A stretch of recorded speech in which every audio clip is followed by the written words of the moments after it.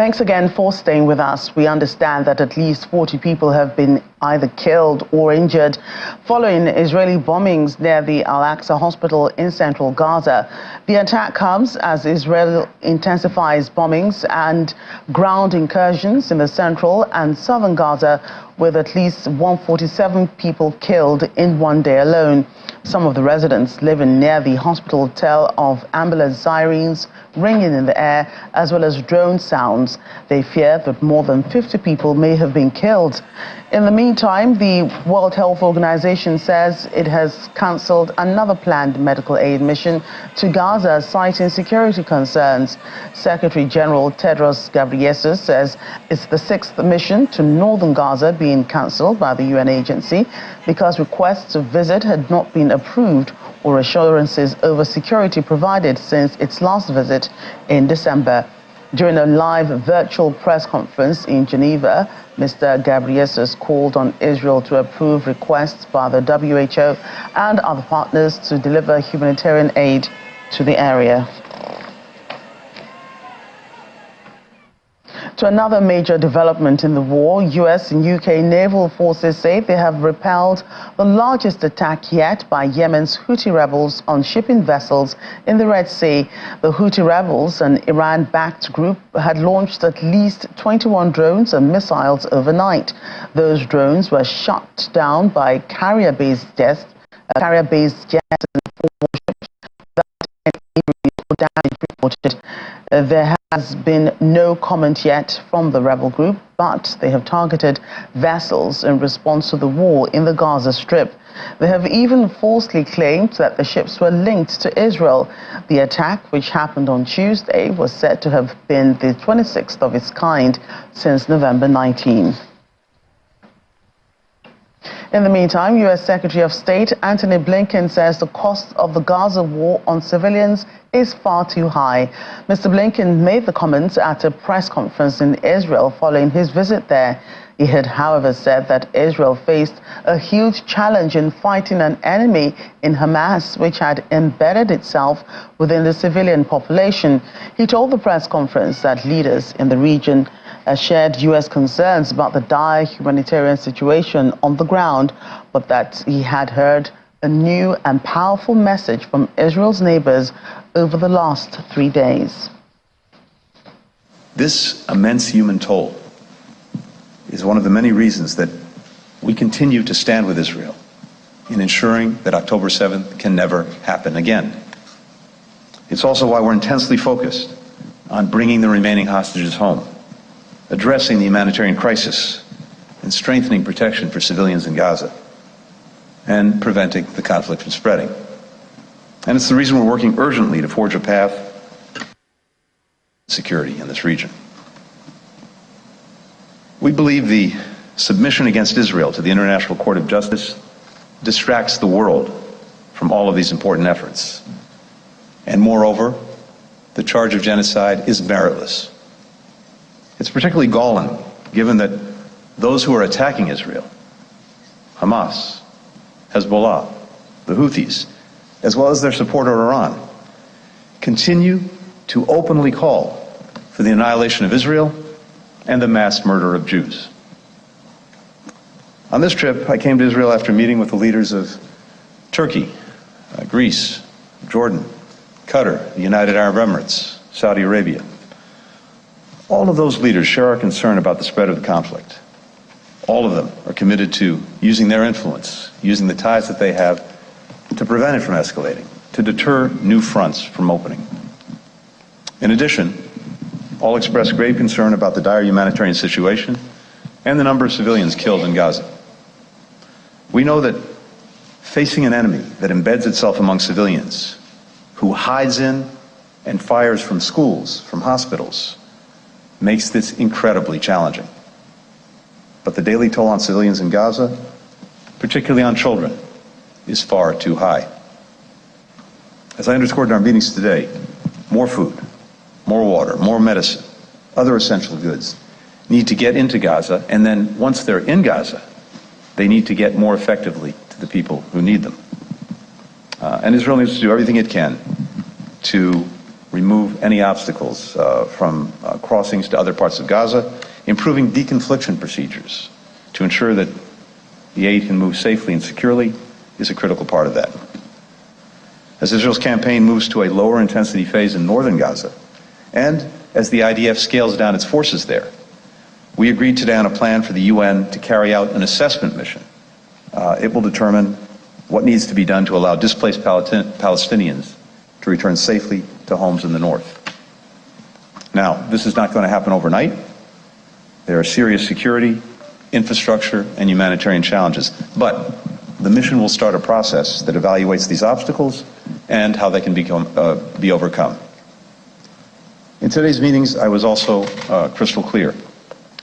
Palestinian civilians must be able to return home as soon as conditions allow. They must not be pressed to leave Gaza. As I told the Prime Minister, every partner that I met on this trip said that they're ready to support a lasting solution that ends the long-running cycle of violence and ensures Israel's security. But they underscored that this can only come through a regional approach that includes a pathway to a Palestinian state. These goals are attainable, but only if they're pursued together. This crisis has clarified you can't have one without the other, and you can't achieve either goal without an integrated regional approach.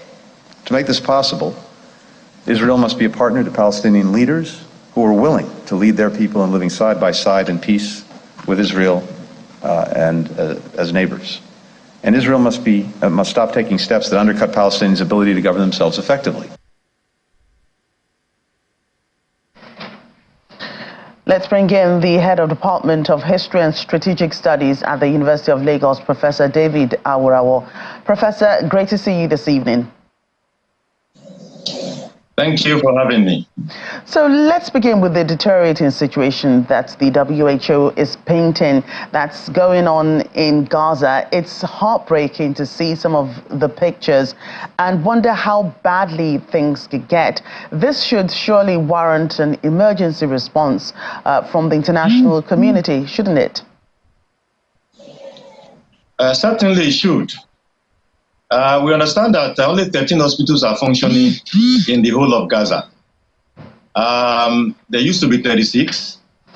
And what that means is that only a third of the hospitals that were functional before are now in operation. Meanwhile, admission of people into hospitals has spiked by 350%. So when you look at 1/3 of the hospitals functioning and the spike in the number of those admitted in hospitals, of course, the picture is clear for everybody to see. That the situation is there, the humanitarian crisis is extensive. All hands must be on deck for efforts to be made to at least reduce the suffering of the people of Gaza and expand the health infrastructure. Not long ago, the Secretary of WHO said that some intervention they wanted to carry out could not be carried out because they had not got guarantees. They needed to get some guarantee from Israel that they would be safe if they went in. That further complicates the already very difficult health condition of the people of Gaza. And that is why the international community needs to do a lot more so that these sufferings can be reduced tremendously moving forward. What do you suppose the international community can do at this time? I do know that, we've spoken about the U.S., Mr. Blinken, going into Israel and meeting other leaders of the region because of this situation.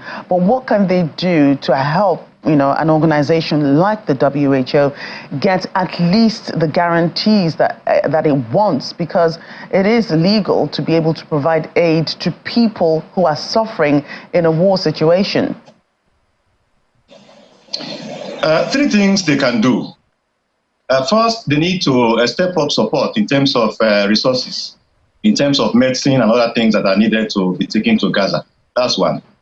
Two, they need to intervene to get the conflictants, especially Israel, to give guarantees so that those who go there to go and provide assistance will be safe. If those guarantees are not given, then it will be impossible for assistance to come from anywhere, because even if you have the resources, you need to be able to get them to those who need them. Then the third thing that needs to be done is for the global community to show more interest and commitment to broader issues beyond the health issue, to assist those in Gaza, and of course, assist in putting in place an arrangement that will lead to bringing the war to an end. Because ultimately, as long as violence continues in Gaza, the health condition and other social things that the people need cannot be provided. These three things need to be done for these issues to be resolved, and for the people of Gaza to have a better condition than what they have now. Well, I also wonder about the U.S. Secretary of State Antony Blinken's visit, to the Middle East. What do you think he had hoped to achieve? Well, I'm now hearing things that we had always wanted to hear before now, that we have not heard, and that we are disappointed about. And that is concrete things that need to be done to bring this war to an end. And very firm position regarding the indiscriminate killing of civilians, in Gaza. By last night, we accounted for 3,200 dead. We are surprised that it took this long for the U.S. to maintain this firm position, to condemn this indiscriminate killing, and they insist that, Israel needs to be more cautious in the way it carries out, this conflict.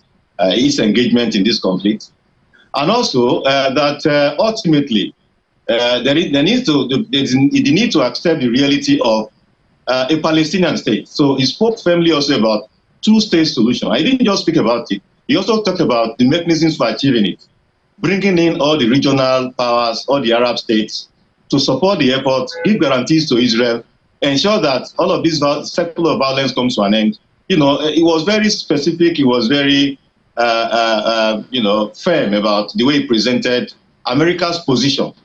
But we wonder why 3 months had to pass before America begins to, do what it's trying to do now. But there are challenges ahead, as you also pointed out. There will be the need to walk the talk. It's very easy to say things like that and go away. But how will all of these things he has outlined, be actualized such that true peace comes to Palestine and comes to that region? That remains to be seen. Right, and all these messages he said when he met with the Israeli president, he also met with the UAE president. Those are notable high-profile discussions he held, but we see a double-sidedness in his appeal to Arab leaders and to Israel. He acknowledged that the number of deaths were just too high, but he said Israel had the responsibility ultimately to deal with Hamas, which had, embedded itself in civilians. So what else are you sifting through his message to all sides? Well, what I can see is that Israel has, the U.S. has come to a realization that the war has gone to an end at this point, and that beyond bringing the war to an end, there is the need for a comprehensive approach that would, lead to a cessation of conflict moving forward. I mean, the thing has been almost with unpopular regularity. It comes on, it stops, it starts again, and all that. He spoke along that line. So what I can read from it is that the U.S. wants peace to be established in that region, and it wants it not just bringing this war to an end, but putting in place a comprehensive plan that will lead to the establishment of a Palestinian state supported by the Arab states, guaranteeing the security of Israel and ultimately bringing stability to the area. If the U.S. is able to pursue that to a logical conclusion, that would be a high watermark in American diplomacy in the late 21st century. Right, and he also addressed South Africa's petition to the International Court of Justice against Israel, citing genocide. South Africa has the right to stand on the opposite side in this war. Why would its actions be criticized by the United States? Well, when you look at how this war has gone on, the way Israel has, gone on this war, the number of casualties, attack on refugee camps, hospitals, those are violations of the rules of war. It's difficult to see what has happened and not be horrified. So South Africa, yes, has a right to do what it has done. It is horrified the way we are also horrified with the way this war has gone on. Figures released yesterday shows that 53% of infrastructure, the houses in Gaza, have been destroyed. Is that how to conduct a war? Israel has a right to defend itself and to go after Hamas, but like we have said several times, that is not how to fight terrorism, by demolishing houses and killing innocent people. So South Africa is right to have done what it has done, but it won't see light of day because U.S. is firmly committed to Israel. And when the thing comes to the United Nations for debate and all that, of course, the U.S. will ensure that it doesn't see light of day. But for the symbolisms, I support fully South Africa's petition to the United Nations. Professor David Awarawo, thank you for your time today. Thanks for having me. Meanwhile, the UN General Assembly on Tuesday held a plenary meeting to debate the use of a veto cast by the U.S. on a Security Council resolution calling for a ceasefire in Gaza on December 22nd. Explaining the use of the veto, U.S. Ambassador to the UN, Robert Wood, said it was unfortunate that rather than contributing to the hard work of diplomacy, the Russian Federation continues to put forward amendments and ideas that are disconnected from the situation on the ground. We work closely with the UAE, members of the Arab Group, and many other Council members, engaging in good faith to craft a strong, humanitarian-focused resolution. This work supports the direct diplomacy the United States has engaged in to get more humanitarian aid into Gaza and to help get hostages out of Gaza. And it is unfortunate that rather than contributing to the hard work of diplomacy, one permanent member of the Security Council continues to put forward amendments and ideas that are disconnected from the situation on the ground. As Israel moves to a lower intensity phase of its military operation in the north, we believe the United Nations has a crucial role to play in evaluating what needs to be done to allow displaced Palestinians to return home. On humanitarian aid, we've made progress in increasing the assistance into Gaza, but we know that it is still insufficient to meet the massive need. Too many Palestinian civilians are suffering from insufficient access to food, water, medicine, and other essential supplies. No one can understand that the Council is calling for protection of civilians, is deploring attacks against them, is calling for immediate, safe and unhindered humanitarian access, for humanitarian assistance at scale, is rejecting forced displacement and concerned about regional spillover, while at the same time being prevented from calling for an immediate humanitarian ceasefire indispensable to achieve all these aims. This schizophrenia needs to end. This is a war of atrocities. How can you reconcile opposing these atrocities and vetoing a call to end the war that is leading to their commission? How can anyone support a war with such criminal means deployed to achieve such criminal objectives? And how can anyone oppose its criminal objectives and give Israel the means to pursue them? Don't call for peace and spread fire. How can a baby be a target? A deliberate target? What kind of monsters intentionally take a baby hostage and treat him like an enemy? It is so painful that a baby is being held hostage by terrorists that instead of love, fear is surrounded by sheer evil. But above all, it is utterly heart-wrenching that to the UN, the pain of an innocent baby has been all but forgotten. Well, the World Health Organization has continued drawing attention to the deteriorating situation in Gaza over the last few weeks. Speaking in Jerusalem on Tuesday, the WHO's representative for the occupied Palestinian territory raised concerns about the shrinking humanitarian space and the lack of access. Humanitarian space and the lack of access. And we're not just talking about humanitarian supplies into Gaza, but also the humanitarian aid and the workers within Gaza. So that the aid can be delivered to people in need wherever they are, in the north, in the middle, or in the south area.